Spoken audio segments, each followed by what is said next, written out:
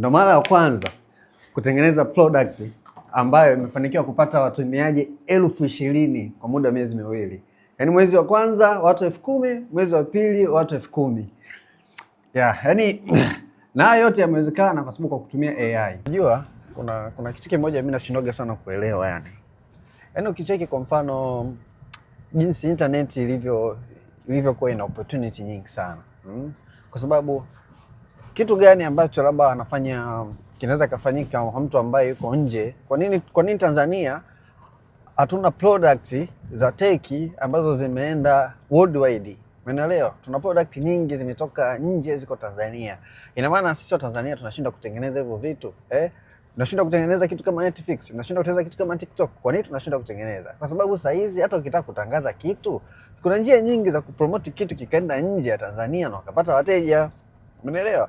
Unaweza kutumia, kuna njia nyingi sana za kupromote. Yaani kuna njia nyingi sana. Unaweza kufanya Facebook ads, Google ads, ukatumia influencers wa nchi mbalimbali, ukaweza kuwalipa.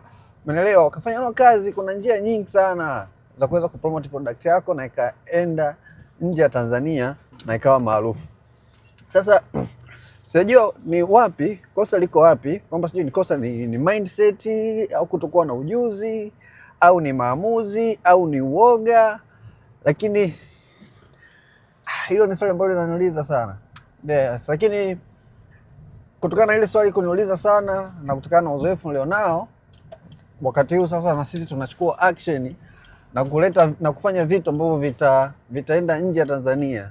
Unaelewa? Tayari tuna product ambayo ina run nje ya Tanzania, ina users, ina numbers, ina everything, ina traction, na tutakuja kushare report yake imekuaje, inaendaje soon pale ambapo tutalichi tunapopataka. Yes, kwa hiyo opportunity ni kubwa sana. Na sasa hizi pia kuna AI unaweza kutumia kujifunza, kujiboresha na kufahamu vitu vingi sana, ili uweze kujua kwenye kufanya research ya kitu gani kinahitajika pia nchi nyingine, kitu gani pia kinahitajika nchi nyingine tofauti na nchi mama ambayo wao wamezaliwa, wao wametokea. Yes, we should do something that can go global, not only here in Tanzania.